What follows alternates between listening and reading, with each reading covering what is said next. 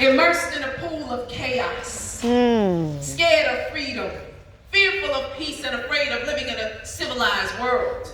I reach out for something other than what is being offered to me. My efforts are labeled radical, categorized as abnormal and seen as a waste of time. Dreams are for the night, they tell me. They want me to embrace the sky as only a home for clouds when I want to reside there. Dancing winged and free like the birds singing for one another. The skies were created for all of us, for the elderly and the newborn babies and everyone in between. God blessed us with that. And what are we to do in this world today? Are we to let ourselves sit in complacency?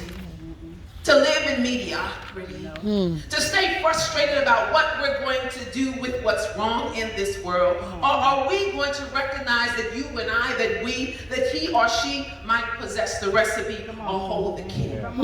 Come on, Toni. And what are you going to do when God places that key in your hand? What door are you going to open inside your heart? How are you going to stand in love? How are you going to breathe love? How are you going to inhale and exhale love when you are in the face of anger and rage? Because I'm telling y'all right now this morning, I'm pissed off. And I'm not one to hold my feelings. My family knows that. So do my loved ones who grew up with me here in Pittsburgh, California. And Andrea knows it too because she became my family as well. Amen. All right? And so when we sit here today, cousin, where's cousin was up here? Little Cuddy talked about love and living in that yes brother. I'm with him. How do we take this day? You know, I was going to wear my sneakers and my shoes, and my mom was like, no, Tiah would want you to wear those. And I was like, yeah, you and Tiah. But so I put my shoes on for Tiah, dog. I'm representing for Tiah. All right. She would have chosen these for me. And Tiah, I remember she would send me pictures from her travels, and she would just say, see? And see was a part of the reflection because we had these conversations when she was going through a growth phase during her teenage years.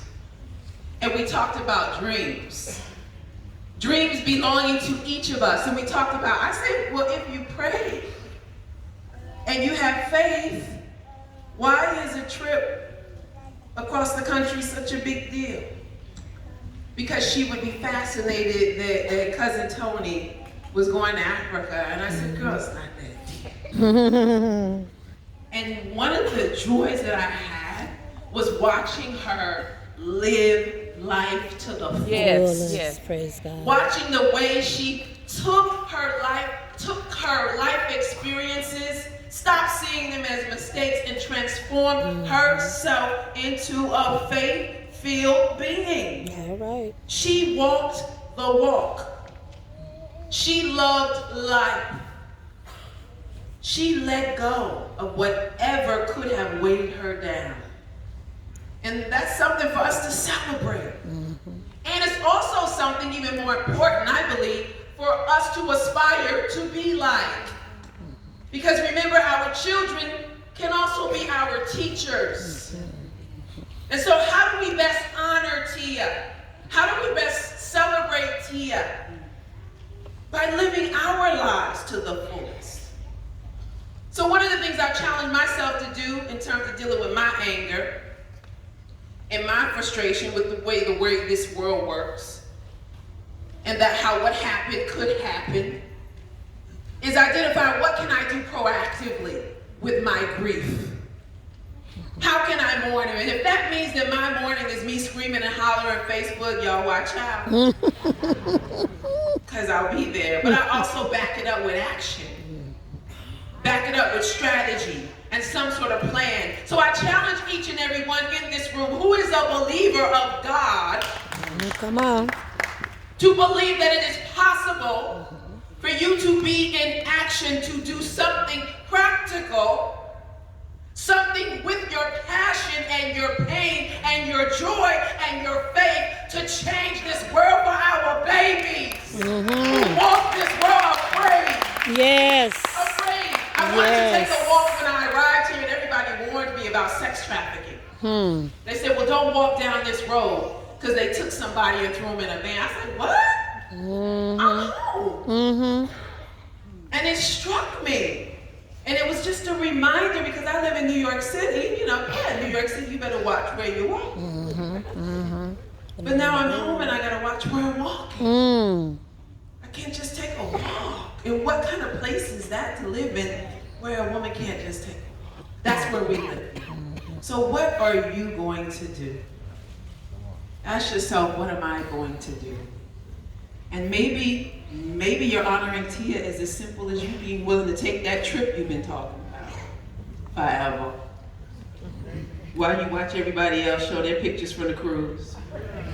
And you ain't saved your money for the cruise yet. Right? You better stop the Burger King. Take a break from the method. And you don't need another dress for the church anniversary. Say that. Put that aside for your airline ticket.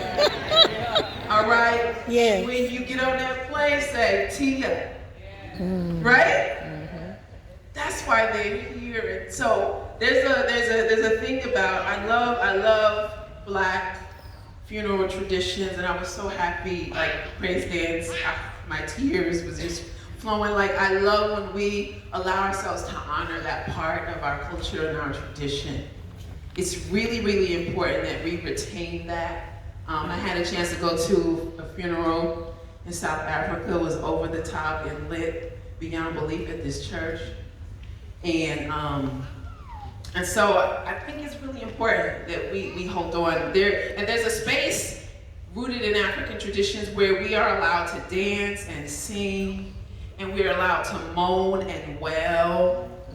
And if we need to circle up the sisters around you and wail, we gonna do that. It is okay to cry and scream from the gut, because when you don't let it out, it turns into disease. Yes. When you don't release the pain, when you let it stuff up inside of you and those emotions live in your chest, it turns into physical ailments. Or you start to lose sleep, or you start to have breakouts on your skin, or you lose your appetite, or the opposite, you eat too much. Because you're medicating with the food. Allow yourself to scream, to holler, to shout, to cry, and then remember to pray. To give thanks, to walk in gratitude, and to honor Tiah's life. There's an African proverb that says, when an elder dies, we lose a library. And I spent an hour this morning trying to find the corresponding proverb for a young person, but I didn't find it. And so I would like to close by us just considering that maybe when a young person dies, we gain another perspective on life. And that perspective involves us remembering how precious it is and what we have to do with this time.